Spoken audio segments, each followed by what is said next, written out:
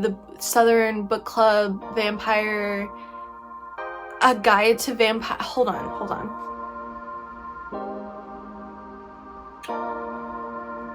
Go to McDonald's. Literally go to McDonald's. I've said that many times on this channel. That's my favorite trope, is when we go to hell. Hey y'all, this is a video I'm really excited about. I'm really excited to start it. I'm excited to film this so that I can start reading. Okay, what I'm gonna do, actually let me preface this. So about last month, I did a little challenge where I read the highest rated and the lowest rated romance books that were in my TBR, okay? And I said that I wanted to do horror next. And guess what? I'm doing horror next. I'm so excited. I have been dying to read a good horror book for months. Let me think. The last good horror book I read, I think was, oh my God, what is that book called? The Southern Book Club Vampire, a guide to vampire. Hold on. Okay, the Southern Book Club's Guide to Slaying Vampires by Grady Hendrix. Okay, that was the last good, memorable horror book that I read. I love that book. I ate it up, and I would love to read more of his books. Sadly, none of his books are on the list for today. But that's okay, because I'm going to read them anyway at some point. But what I'm doing is basically the same formula. If you watched my I've read highest romance, I read lowest romance video, I'll link that down below. By the way, if you haven't seen it and you'd like to see it, go watch it. It's fun. I'm doing the same kind of thing that I did in that one, where instead of just reading the highest rated and the lowest rated, I'm gonna read 4 books. So I'm gonna read the 2 lowest rated and then the 2 highest rated, and then like I'll just update you guys as I go along. And I'm going to do it to where I read the second, I'm doing it the same way. So the second lowest rated I'm gonna read, and then I'm gonna read the second highest rated, and then I'm gonna read the lowest rated and then the highest. So I'm like reading the 2 middle books first, starting with the lowest, then I'll read the next middle book, which is the second highest, and then I'll go to the lowest, and then I'll go to the highest, okay, to like save the lowest and then save the highest for the end, because that's what I'm most excited about, of course. So let's introduce the books, what am I gonna be reading in this video, okay? So the lowest rated horror book on my TBR is The House That Horror Built by Christina Henry. Christina Henry, that sounds so familiar. And it says national best-selling author of Good Girls Don't Die. I feel like I read that book. Hold on. Oh my, I was excited. I know it's the lowest rated, but I was excited because this cover goes kind of hard, not gonna lie. I hated Good Girls Don't Die. I hated that book so much. It was like a thriller. It was like a misogyny thriller. Boring, snoring, bad writing. I was not excited for it. Oh, this is okay, I'm like a little scared now. At least it's the lowest, so I can have low expectations and hopefully be pleasantly surprised by that, okay? Moving on, the next lowest, which is going to be the first book that I read in the series. We've got Womb by Duncan Ralston. It is short. It's short as fuck, okay? It's a Kindle Unlimited book as well, which we all know how I feel about Kindle Unlimited books, okay? But it's I don't know, it's gonna be short, so hopefully I can literally read it in like an hour or 2 and then move on to the next book, because I'm really excited for the next book that I'm gonna be reading. But Womb basically, like, okay, here's the thing, I don't have any synopses of these books. I have not read a single thing about them. I don't want to read anything about them, so I don't know anything. I don't know anything. All I know is that this cover kind of freaks me out, and the title kind of freaks me out because it's like a hotel, right? And it says womb, so it's like room, but also womb, like a baby. So like I'm afraid that there's gonna be like some kind of body horror, some kind of pregnancy horror, which I can definitely handle, like that's okay with me, but it's definitely like a freaky subject, okay? Like it's very scary to me to think about pregnancy, but I might really like it then, because I'm trying to get spooked, okay? I'm trying to have some summer spookiness right now. Okay, the next book, which is going to be the second highest book, like so not the highest rated on my TBR, but the one right below it. This is going to be the book that I read second, and I'm so excited for it because look at this cover. What? I am dying to, like, what are these? What is she?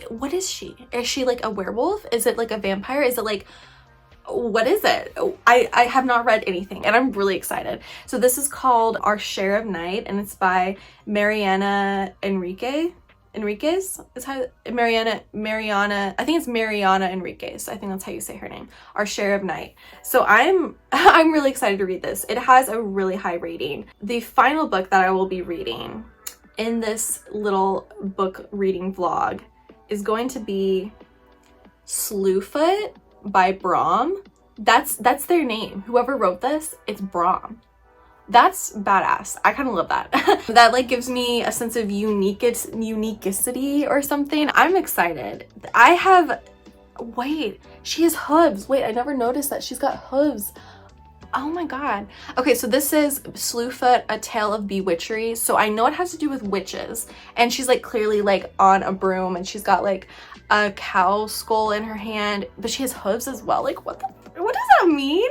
I'm excited. I'm so excited. So let me tell you what all of the ratings are. So the lowest one, this is crazy because when I think maybe this is a book that came out this year, which would make sense for what I'm about to say, because when I made this list, this book was rated a 3.27 and it's now rated a 3.25. So more people have been reading it since it came out and have been giving it lower ratings. So the rating literally went down from the time that I picked this book out a couple weeks ago to the time that I'm filming this now. So this now has a 3.25 rating, and it is the lowest. The second lowest is Womb, and it has a 3.27. The second highest, Our Share of Night, has a 4.29. That's why I'm so excited about this book, because look at the cover. I'm obsessed with it. I haven't heard anyone talking about it either, but to have a 4.29, that's really high. That's a great rating, because also Slewfoot, which has been out for years. I have heard so many people talk about this. So many people love this book. So many like YouTubers that I watch love this book. It has a 4.30. So for Our Share of Night to have like just come out, I don't know when it came out. I just know that Slewfoot is older than it, and to have basically the same rating, a 4.29 and a 4.30. But yeah, those are the books that I'm going to be reading for this reading challenge, and I'm so excited to get into it. I'm going to start Womb today. It's the first book that I'm going to be reading, and I will just catch up with you guys once I finish it, or unless something really crazy happens or I get really spooked, then I will turn on the camera and let you guys know. But I'll see y'all in a minute. Okay. Hey, I finished reading Womb last night and I regret it. I wish I hadn't have read that book, because what the fuck? Okay, this is one of those horror books that's just like nasty. Okay, just straight up like you have to have already been reading a lot of nasty work to enjoy this, because I didn't. I did not enjoy it. I'm not on that train of watching. I'm trying to remember. I feel like I saw something in a review. Someone said it's called splatterpunk. That might be the wrong word, but it was not for me. I'll have to say I liked the way that it was laid out. Like, I liked the layout of it. We start the story off with this guy who's in a motel room, and he asks for a lady of the night to come. He like pays for a girl to come over, and he basically starts telling her all these stories, and they're all like intertwined. And then like we'll take breaks, like she'll stop in the middle of the story and she'll be like, wait, what do you mean this? And we like come back to reality, and then he goes back into the story. I liked that layout of it. Like, it could have been a lot worse, and I think that he did fine with that. This book was irresponsible. It was gross. It's getting 1 star from me. I'm making this right now because I don't want to talk about it anymore. Disgusting. I'm like really grossed out by it. It's a nasty book. It's a nasty book. If you're someone who wants to read something nasty with a lot of like, I don't even know. There was racism in this book. There was like violence against women in this book. There was like women trying to end their own pregnancies in this book. It was just like, it was a lot. He basically was like, I'm gonna put everything that I can into this book and you're gonna like it, and I didn't like it. So it's getting 1 star. I'm literally moving on with my life because I can't believe that this was ever even in my TBR. Who the hell recommended this to me? That's what I want to know. Hey, Pancake. No, you're fine. Yeah, you're fine. It's okay.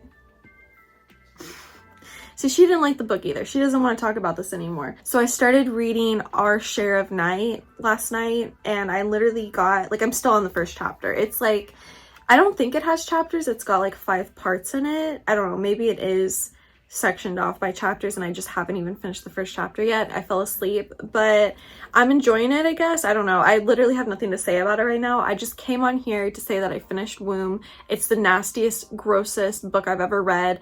I do not condone him. I don't support him. It's getting 1 star. It's disgusting. Don't read this book. That's my recommendation. That's my recommendation. Don't read this book. Hi. Okay, I feel like it's been a long time since I've updated this video. Also, I'm sitting on the floor right now because homegirl is taking up the chair, and that's fine. She can have it. It's fine. She's a baby. What can I do about that? I'm coming on here to report that I finished Our Share of Night by Marina Enriquez. Holy hell, holy Hannah Montana, holy occult, holy devil, holy this.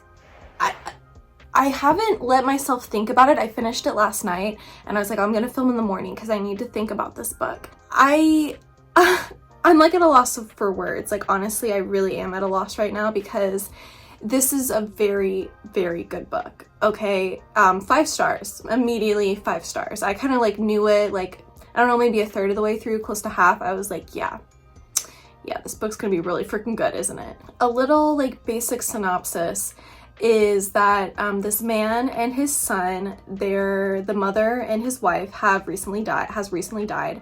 And so the husband, like the father, is with the son and he's trying to like take care of the son. Okay, he's like moving him away from where he was growing up, where the mother was living, and he's just trying to, honestly, he's just trying to keep his son protected. And what he's trying to protect his son from is the mother's family, because the mother's family are part of the occult. Okay, they literally are like devil worshippers, and they are like terrible, terrible people who have done terrible things. And the book starts out from the father's POV, then we get the son's POV years later, and then we go back in time, we get the mother's POV. We kind of like jump around to a couple of other POVs as well, and then it ends back with the son's POV. So the son is like the main character, but every character is so important in the story, you guys. It's just, I feel like I can't really talk much more about it without giving away massive spoilers. I just want you to know that this book, it's long, it's a little daunting, but like nowhere and no way in the book did I ever feel like, oh, this is dragging, like, oh, can we move on? Yeah, okay, keep it going. Like, I was literally devouring every word of this book. That's how I knew it was 5 stars, because I was able to just totally read and love and enjoy it. I'm like, I really am at a loss for words because it was so good. Like, it was so... As for horror factor, definitely spooky. Like, I mean, it's the occult, okay? Like, literally, there is a character who is able to, like, open up the portal, like, to hell in a way, but it's also, like, is that really what it is? I was not ever able to make that distinction of whether like this is like a fantastical hell or like a fantastical thing that they like have, that these people have like access to or have unlocked due to their like dastardly deeds, or if it actually was like they were opening up hell and like going to hell and speaking with the devil, okay?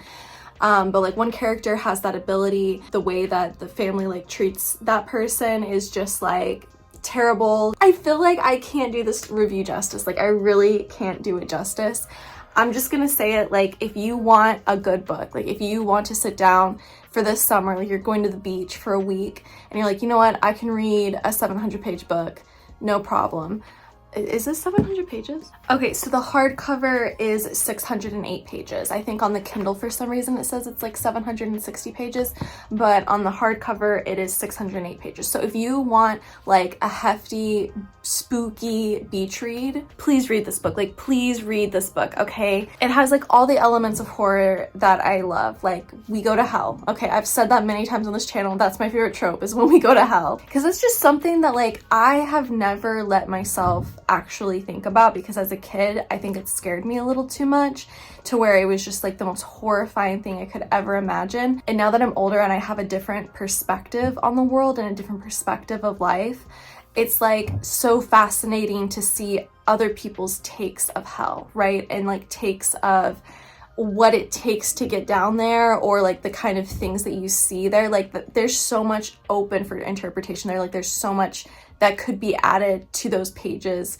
to describe hell, right? Like it's just, it's such an interesting concept to me. I am fascinated by it. And this book, like I ate it up. Okay, I ate up every morsel of it. I loved the characters. When we get to the little boy's point of view, he's like a young teenager, like maybe like 13 years old or something. He has a couple of like neighborhood friends, and all of those kids are great.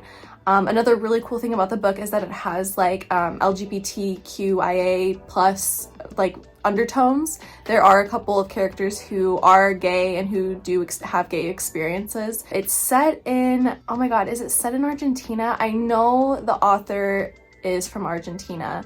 I think part of the book is set in Brazil at one point, but I think that the whole book is in Argentina. Oh my god, I'm gonna really embarrass myself if that's not true. I'm so sorry if I'm getting that fact wrong. And it's during like the 70s to like the 90s basically. So it's just like that whole era of like gay people and gay relationships in that area as well in South America. Just like, it was very different, okay?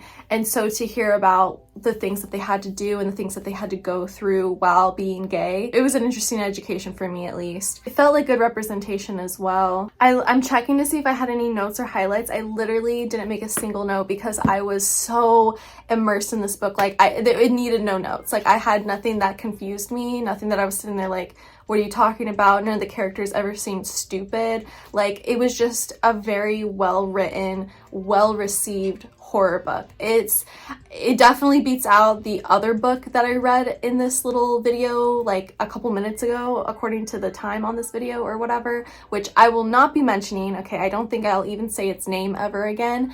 So yeah, definitely Our Share of Night is the best book to have come from this little challenge. I kind of don't want to read anything else after it because it was so good. I immediately put Mariana's other books on my TBR. Like she has like 2 other books that are more popular than this one. I think this book just came out, so maybe that's why it's like 3rd on the list of her most popular books, but I put her other 2 popular books on my TBR because I trust her writing. I love her writing, and the way that she just tells the story, man, I mean, that's talent. She showed talent there, that's for sure. Yeah, final thoughts. It's really haunting. Like a lot of the characters get really haunted. There's like a lot of death. There's like, it's just freaky. Like it's haunting and it's freaky, and it's exactly what I wanted. Like it's the exact kind of horror book that I want to read. It's gonna stick with me, which I'm really excited about. I would love to see like a film adaptation of it. Like I said, this is the horror book of the summer. If you want a summer read that is spooky, read Our Share of the Night, okay? Read it. It's called Our Share of Night. Oh my god, I swear I'm like the worst book reviewer ever. It's called Our Share of Night, not Our Share of the Night, girl. Okay, so the next book that is on this list, this is The House That Horror Built by Christina Henry. She wrote Good Girls Don't Die, which I hated that book. Okay, I'm not excited for this. Let me see how many pages it is. Oh my god, it's barely 300 pages. I could definitely read this in a day. In fact, I don't have anything else on my agenda. I've checked everything off. I've been working really hard today. I think I have the rest of the day to just read this. I might just sit outside and try to knock it out because I still have the highest rated horror book on my TBR to read, and I just want to see if it's going to be better than Our Share of Night because, girl, I don't know. That's going to be some really tough britches to fit into, if you catch my drift, because Our Share of Night was so good. I can't stop talking about it. Okay, you are literally just rambling about nothing at this point, so I'm gonna go read, I already forgot the name of it. The House That Horror Built by Christina Henry. I think that name is really good, Christina Henry. That sounds like a horror author's name. So I'm glad that she has that going for her. I'm excited to read it. I'm excited to get into it. I'm excited to read like a quick, simple little book, you know what I mean? Because Our Share of Night was like, I had to concentrate on that shit. Okay, it was so good and I didn't want to miss a single word of it. I was mouthing the words to myself while I was reading, which I try not to do so that I can read faster, but I didn't want to read fast with this book. I wanted to, I just wanted to eat it. Okay, all right, you are losing your mind. All right, I am going to go read the next book in this challenge, and I will see you once I'm done, or if I have an update that I want to update you on. Pancake, say bye. She's sleepy. Hi, if it looks like I just woke up from a nap, I did. Okay, so yeah, I'm only 10% of the way through this book. Okay, I'm 25 pages in, and I'm already, like, we're already starting with some bullshit, okay? Some Christina Henry bullshit that I remember happening oftentimes in Good Girls Don't Die. Just, like, stupid stuff. Like, things that, like, weren't thought out about. Okay, so the point so far of this book is, like, this girl whose name is Harry, Harry. It's fine. She's like obsessed with horror movies, and like it's like her favorite thing, like since she was a kid and everything. And she talks about how her parents were very strict and they wouldn't let her watch horror movies growing up. So now she's an adult. She has a son who's 14 years old. Okay, he's in high school, and she is like talking something, and then she's like, what's that one movie with Carolyn Keener about the girl who is tortured in her basement? What's that movie called? And they like have a little conversation about something else, and in my head I'm like, she's not talking about An American Crime with Elliot Page, right? Like that's not what we're doing here. She's not talking about An American Crime with her 14-year-old child, okay? And then later on he's like, An American Crime. She's like, what? And he's like, the movie that you were asking about, it's called An American Crime. Like answering her question, right? She let her 14-year-old son watch An American Crime, which if you don't know what that movie is, good for you, first of all. I am still too scared to watch that movie, but it's about a girl who basically her like kind of adoptive mother tortures her. Like she keeps her chained up in the basement and she tortures her. She has her other children torture her, and she has like neighborhood kids come and torture her. It's like based off of a true story. It's howling. Is that how? I can't say that word. It's awful. Okay, I'm like too pussy to watch that movie. The fact that she let her 14-year-old child watch it to where he's like, oh yeah, I can answer your question about this obscure movie from like 2006, mom. Like, she didn't think about this. Like, she wrote it and didn't think about it. That's what I'm saying. Like, just stupid things where I'm like, why would you let your 14-year-old kid watch that movie? You could pick anything. You could pick any movie. Or if the reason why you picked that movie is because it was like relevant to the situation, like there was a reason why she asked, what's that movie called? Then like come to that conclusion on your own. Like don't involve your 14-year-old kid in that. Your 14-year-old son does not need to know about that movie, okay?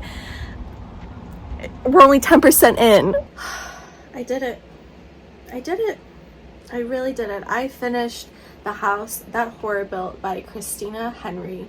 And I have since vowed to not read any more of her books. Okay, I tried. I read Good Girls Don't Die. I read The House That Horror Built. And she is not meant for me. Okay, we're not meant to be friends. Okay, if she was trying to be my friend in real life, I would be like, you know, I think it's best we go our separate ways, girly. Good luck. Good luck to you and all of your future endeavors. And I would mean that sincerely. I really would. We're just not meant to be. Let me give a little synopsis, okay, so you know what the heck this book is about, okay? This woman, she's a single mother. She is a huge fan of like horror movies, and she got a job cleaning house for a really old kind of like B movie, like horror, like B horror movie director who thought he was hotter shit than he was. He really thought that his movies were very well beloved, but he had a scandal that happened because he had a very problematic son, and his son killed a woman, but he just disappeared. Like that was, I'm pretty sure that that's what it was. The wife took the son and just disappeared. But instead of like, you know, trying to find them, the police were just like, okay, it's fine. You guys are rich. Like, we get it. We don't have to go after you anymore. Who cares that this woman was murdered by your psychotic son, okay? Yeah, so that's what happened to him. And so he was not able to make any more movies in Hollywood, and that's that. Now he has a really big mansion, a house, okay, the house that horror built, if you will, that is full of memorabilia. It's full of like iconic costumes and props from horror movies, and then it also has like all of the props and costumes that were in his movies, right? Okay, so she's cleaning house and she has a son as well, and she's just like, you know, this independent woman. She's like, I have been taking care of myself since I was 17 years old. I ran away from home. My super religious parents would not let me watch horror movies, so I ran away so I could watch horror movies. She's going to be kicked out of her apartment soon, so she needs to find a new place to live. The old man, her employer, finds out that she is a big horror fan and that her son is a big horror fan, so he like starts inviting them over for dinner. And then it looks to be that the house is haunted. Okay, when she cleans certain objects, things happen. She keeps hearing like knocks on the door, like knocks through the walls. And then there is a room in like on like the second floor or whatever, like a bedroom that's locked, that's always kept locked. Okay, and we kind of just go from there. We know the house is haunted. She's gonna lose her house. What's gonna happen? And that's the synopsis. Okay, that's all I can give you without spoilers. I'm gonna do spoilers in a minute, but before I get there, I hated it. I literally gave it 1 star immediately. It was just like such an immediate this book sucked moment. And that's how I kind of felt when I read Good Girls Don't Die by her as well. It just, sorry y'all, it sucked for me. It really did. I think my biggest problem is the writing. Half the time I'm just like, girl, what are you talking about? Like what do you mean? Like okay, here's one thing. So throughout the book, she deals with guilt. She feels so guilty all the time because she's a single mom working 1 job 3 days a week. Okay, so she's working part-time is what I'm hearing. She doesn't go to school. She doesn't like do anything else. Her son goes to school, and then he's like usually home by the time that she gets home as well, because like, you know, school gets out at like 2 o'clock and then she comes home at like 5 or 6 o'clock. She works 3 days a week. And I'm like, what do you mean? Like, you're complaining about how you have no money for a new apartment because you're about to be kicked out and everything. And it's like,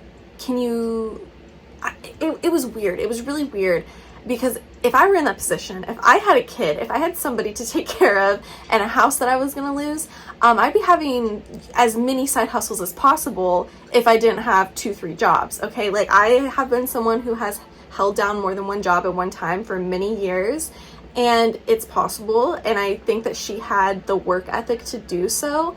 But it was just so weird that she works 3 days a week and she complains about having no money. Like, yeah, you would have no money if you worked 3 days a week, girl. That was very weird. And it was set during the pandemic. It was set like during like end of 2020 or like beginning of 2021 or something like that, I think, because he was like, the son was now going back to school. Like he was transitioning back to school from learning online, like doing remote learning. Okay, I'm sure the pandemic was like the reason for her not having more than 1 job or not working more than 3 days a week. But I don't know, girl. Sell your feet pics. I don't know. I would have done something. I would have made sure that I could provide for my child and had a place to live if we were going to get kicked out. Okay, but yeah, so like I said, you know, money is such an issue. She's telling about this one moment. I like highlighted this. Her son had to get like his shots. Like he's like, you know, young. He's like 6, maybe 7 or something like that. He had to go to the doctor. This is like a flashback because he's like 14 now. And they go to the doctor, and they're walking by a Ghirardelli ice cream shop, and he's like, please mom, can we please get a sundae? I did so good at the doctor, like please can't you give me this? Like really begging her for an ice cream. Okay, and she's like, she knows that all she has is $20. Like she has $20 in her pocket because she just had to pay like medical bills or something, right? They just went to the doctor. And she's like, I knew this sundae would eat up most of the $20 I had to get me through the rest of the week, but he deserves it. He deserves a $10 sundae. Sundaes are literally like $1.50 at McDonald's. Like a hot fudge sundae, like literally $1.50 without tax. Okay, I don't know what the heck she was thinking. Like things like that, like things just didn't make sense. Like things were just being written, and I'm like, where is the logic? Like where is the self-awareness here? Because it's not in here. It's not here. It's missing from this book. Like, what do you mean you're gonna buy him a Ghirardelli sundae? You only had $20 to your name, and you're gonna buy the most expensive sundae. And she talks about it, how it's so expensive and it's gonna eat up all her $20 and everything. And she's just like, okay, fine. He's the best kid in the world. He could eat a small sundae. Go to McDonald's. Literally go to McDonald's. And I'm not saying that poor people don't deserve nice things. That is not what I'm saying at all. I'm just saying that if you only have $20 to your name to last you for the rest of the week and your kid is begging you for ice cream, don't go to Ghirardelli. I already like talked about this in this little clip that you probably saw before, but they're talking about this movie, An American Crime, which is like the most disturbing crime I've probably ever heard of against a woman. No, that's not true. I can think of a lot more, sadly. But it is, I remember reading about it when I was like 16, 17 and being just gutted. I mean, literally just like, it ruined my whole month. Like, it was just the most terrible thing I'd ever heard of. And she's talking about it casually with her 14-year-old son, like clearly implying that he's seen the movie, probably watched it with her. I don't care how much you love horror movies. Don't let your kid watch movies where 16-year-old girls get tortured by multiple people. It's a terrible crime. I'm sure I haven't seen the movie. I'm too pussy to watch the movie, but I'm sure the movie is like just as terrifying because Elliot Page, something about him is he can act, okay? And I'm sure that is a very terrible, harrowing movie to watch. Okay, I hated a lot of the sentence structure. I highlighted this one. The employer, the old director guy, his son's name is Michael, okay? And it says, Mr. Castillo had never made a statement of any kind, not when his underage son was seen partying in clubs, not when Michael was accused, and then in parentheses it says publicly, if not legally, of killing his girlfriend. Okay, I'm going to read that to you one more time. He didn't make any statement of any kind, not when Michael was accused publicly, if not legally, of killing his girlfriend. Why the parentheses? Like, that's part of the reason why I don't like Christina Henry. I do not like the way she structures her sentences. It's hard to read. I feel like I'm reading redundancy over and over and over again in her books. And this one was none the wiser. There were spelling mistakes, grammar mistakes in this book. Listen to this one sentence. You want we should hire a medium like in Poltergeist? Harry asked, her eyebrow raised. You want we should hire a medium like in Poltergeist? Harry asked, her eyebrow raised. Is she trying to say, you think we should hire a medium like in Poltergeist? How did you get want out of think? How did you try to write think and it autocorrected to want?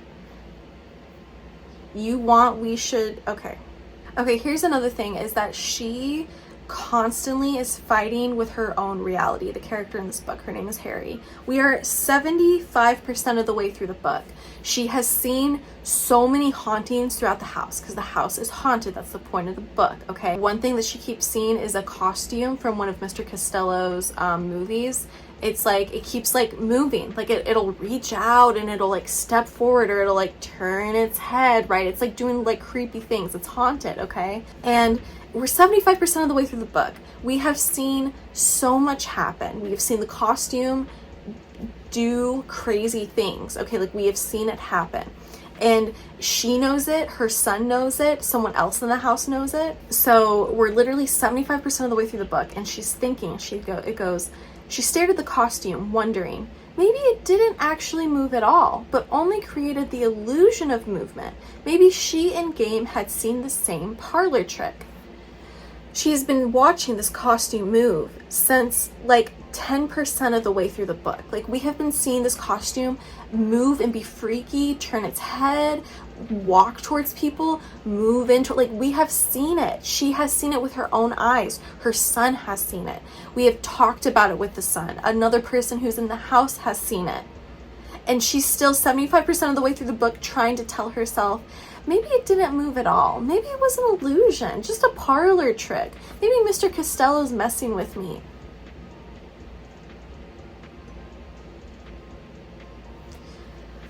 So that's the stupid shit. Okay, that's the dumb, that's the synopsis, that's my feelings.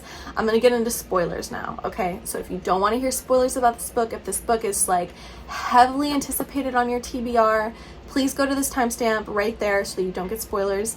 If you enjoy your brain cells, maybe just keep watching so that you can know what the heck happened so you don't have to waste them on this book. So what happens is his son and his wife went missing, right? Okay.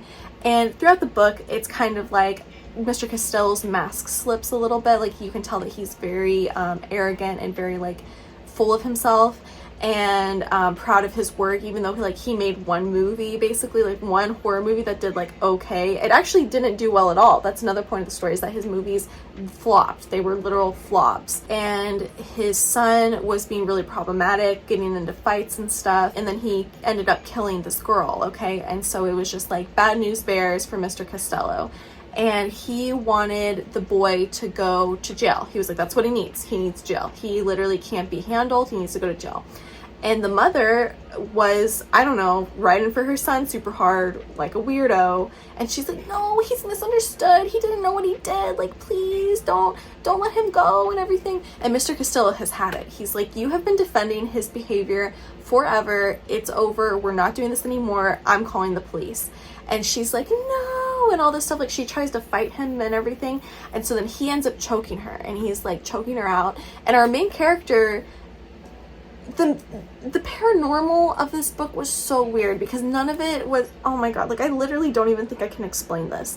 Because at one point our main character Harry is in one of the rooms cleaning. She's near the costume that keeps getting haunted, it keeps moving around, and then she's like cleaning the costume, or like near the costume, and suddenly she has like a reaction, like she's suddenly like transported somewhere, and in this transportation she's getting choked, and she's thinking in her head like, help me, he's gonna kill me. And what it was she was like in the wife's head. Okay, so she's like finding clues out like this, like it's like paranormal ghosty stuff is happening. And I don't know, honestly, maybe that's just me. Maybe I don't like horror books that involve ghosts, because I find them to be a little unrealistic. Like if it's a ghost messing with someone, or a ghost like moving things around and trying to like get you to leave the house, I would believe that. But when it's like they are literally infiltrating your mind and your body, I don't know about that, okay?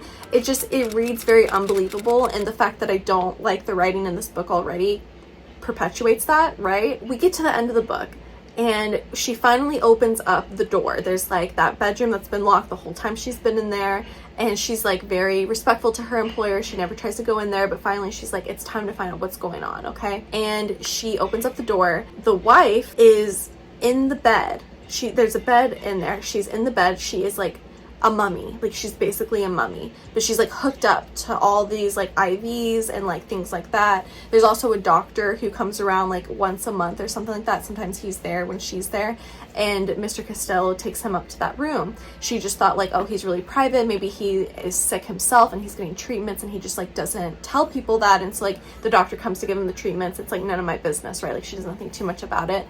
But the doctor was coming there to make sure that the wife was like being taken care of, that she was fine, that she wasn't dying, okay? And it's been years, it's been like 20 years since they went missing, okay? And then we find out that the son, you know, I don't remember, I'm gonna be honest, I don't remember if we find out that the son is like mummified, or the word she uses is taxidermy, okay? Taxidermied in like a crate that's in that room, or he was taxidermied into the costume. I don't remember what it was, because he was definitely haunting the costume, but I feel like I read that he was taxidermied and put into like a crate in the room. Okay, the wife isn't even alive. She's literally dead, like mummified, dead on the bed, but the things that are hooked up to her are all fake. So we have this doctor who's coming in, who's being paid off to be like, yes sir, your wife is doing fine, she's doing just great, keep up the good work. Unbelievable as hell, okay? What do you mean there's 2 dead bodies in the house? No one has been smelling this? Maybe that's the point of mummification, is that it's so embalmed that you don't smell it. I don't know how true that is. I don't know that for a fact at all. I'm just sitting here thinking, how did no one smell this? Because at some point during the book, they end up living with him. They move in with him because they lose their house. And he has lots of friends over. Well, he doesn't have a lot of friends over all the time, but he does have his best friends who were like in his movies over. And they didn't notice anything. She's been cleaning the house for months now. She didn't notice anything. The son has been living there and like spying and sneaking around and trying to like look at everything in the house because he's so intrigued with it. And he didn't notice anything. He didn't smell anything. And then also the doctor, like why was he, like the doctor was so fine with being paid off to be like, yes, this dead mummy woman is alive. Here's all this fake stuff hooked up behind her to prove. I don't freaking know, you guys. That it was just immediately 1 star. We don't find out all of this until the final chapter, so it's just BS, BS, BS, bullshit, bullshit, bullshit, like over and over and over. And she just completely denies her reality. Like, she's always fighting with, well, maybe I'm just seeing things. Well, maybe the stress is just getting to me. Instead of like accepting it early on and then it being a cool mystery of trying to find out what happened, a cooler ending, a cooler just plot overall. Like, you guys, it was bad. I did not enjoy this one at all. It's not as bad as the first book I read in this challenge, He Who Shall Not Be Named. The only reason why it's better is because it's not as abhorrent. This is still not a good book. This was not fun for me, and I'm gonna stop talking about it now. Okay, I'm done wasting my breath on it. 1 star, terrible read. I'm glad it's over with, and I know now that I am not a Christina Henry fan, and I will not pick up any more of her books. Glad I know this. All right, we are finally ready to read the final book in this little reading challenge, in this little reading vlog. The highest rated horror book on my TBR is Slewfoot by Brahm, and I bought a physical copy of it. Okay, look at how there's little paintings in the middle of it. Oh my god, I love how floppy this is. This is like the floppiest book in the world. Like, it could just fly away. I love that. I'm gonna like tear this up reading it. I'm really excited to read a physical book. I feel like I have not read a physical book in years because I've been reading off my phone, and then I got a Kindle, so I've been reading off my Kindle, and I'm just really excited. I feel like it's gonna be so easy to read it because words on a page just hit differently, and I'm really excited to get into this.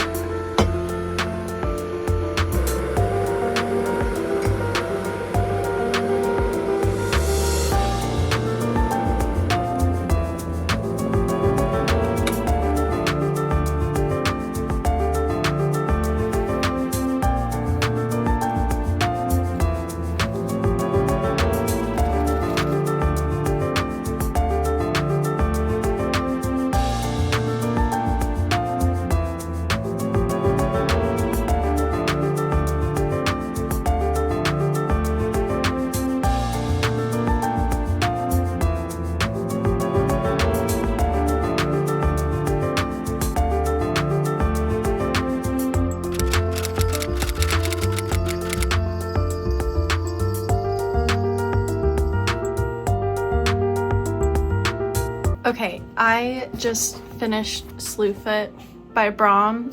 Oh my god.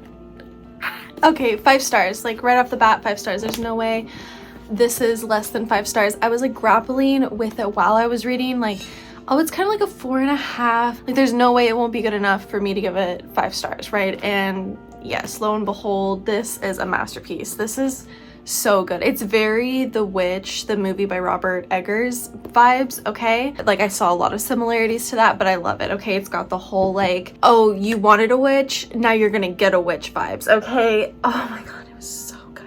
So I don't think I gave any explanation. I filmed a lot of clips of me reading it, but I never actually filmed myself talking about it. So let me give like a quick little description. So it's Puritan era, okay? We're with the Puritans. Our girl is Abatha and she is married. I don't remember if her husband's name is John or Edward. I don't remember, John or Edward, one of those names. It doesn't matter because he dies really early on, and his brother has a lot of debts and he is trying to swindle the government into agreeing that his brother's land is now his land, even though they kind of like already have it paid off basically. So technically meaning now it's her land since she's like the widower of the brother, right? And not because women can own property, but because they believe that it's God's will that the widowers have to like keep the husband's legacy going in a way, okay? So she plays that card. She's like, oh, well, you know, it's his wish that I keep this farm going, that I keep this land going, and you know, you're not going to tell me not to do God's will, are you? You know, like she really plays the system a lot in the book, and it's just, it's so good. So the brother is like big mad, okay? He tries to like destroy her crop.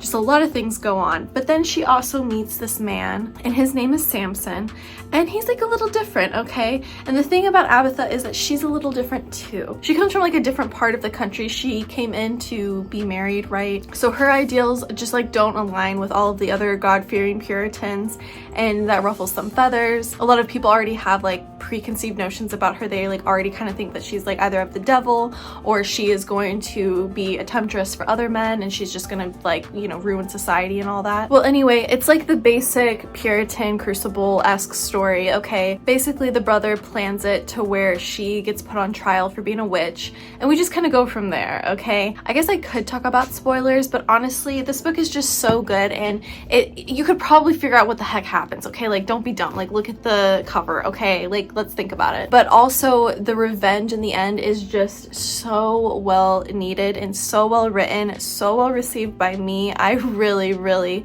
loved how this book ended. I soaked up every word. It was just, ooh, it was so good.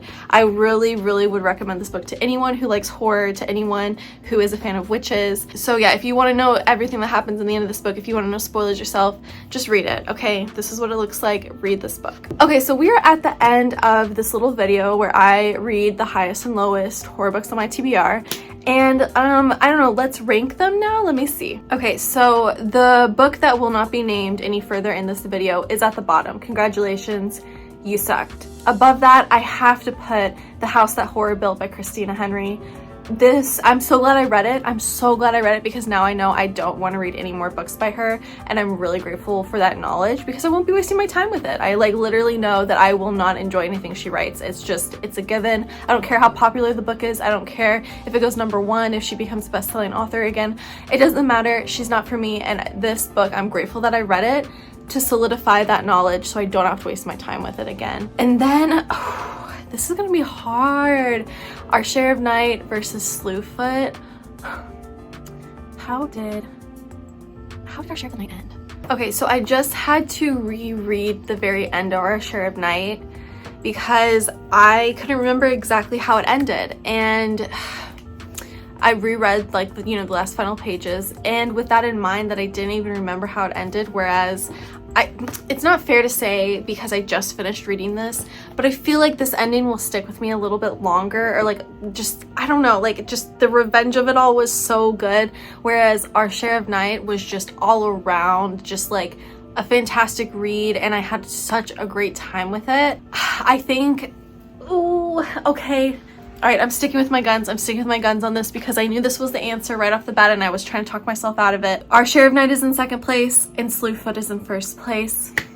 that's my final ranking. I don't know what I was grappling with. I think that just reading Our Share of Night, it was just such a complex book. I don't know, I felt smart reading it, I felt fulfilled reading it, and with Slewfoot, it was like the most fun time I've ever had, and like that I think is more important to me.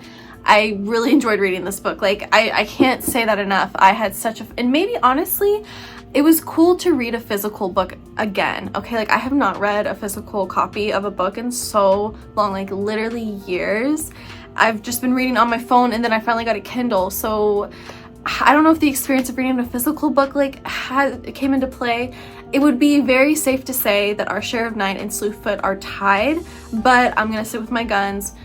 The ranking officially is Book That Shall Not Be Named, The House That Horror Built, Our Share of Night, and then Slewfoot. All right, this was so fun. I love reading horror. I just found out there's a thing called Summerween here on YouTube where we read horror books and Halloween. It's like a creator's creation, like she made that up to read horror books. Not that she made it up, but she made it like a fun little reading challenge for friends and everything, and I think that's super cool. And I like accidentally kind of did it a little bit because I've been reading this throughout the end of June and into July, so that was definitely fun. I'm definitely gonna participate in that next year because that's like a great idea. And I just, you know, it's fun to read horror in the summertime. Obviously I had a great time with this challenge, even when the books weren't good, except for the first book. I still had a fun reading it. I had fun getting a little spooked and like trying to figure out the mysteries and trying to figure out what's going to happen and everything. I love reading horror. I love reading thrillers, and this was so much fun. I wonder what genre I'll do next. I might not do one of these videos where I read like the highest and lowest on my TBR next month because I want to make sure that I get some other videos out next month, but I don't know. If you have an idea, let me know. Like if you want to see me read like sci-fi, if you want to see me read like the highest and lowest fantasy, I don't know, give me something else. Give me what you like to read, and then I will assess, and then maybe I'll make your wish come true, okay? Anyway, thank you guys so much for reading. Thank you guys so much for watching this video, and thank you for reading too. Reading is so much fun and it's so important, and I love reading, and I love being able to share what I read with you guys. So if you'd like, follow me on Goodreads down below. I have all of my links down in the description bar always. For anyone who would like to know what I'm currently reading, get like live updates as I'm reading. I really like to do that whenever I update. I'll put like the page number and put like, oh my gosh, this is crazy. Even though like I'm not talking about anything, it's just fun anyway. I don't care. I love reading. I love talking about books. So thank you so much for watching this video, and I will see you in my next video. Thanks again. Mwah.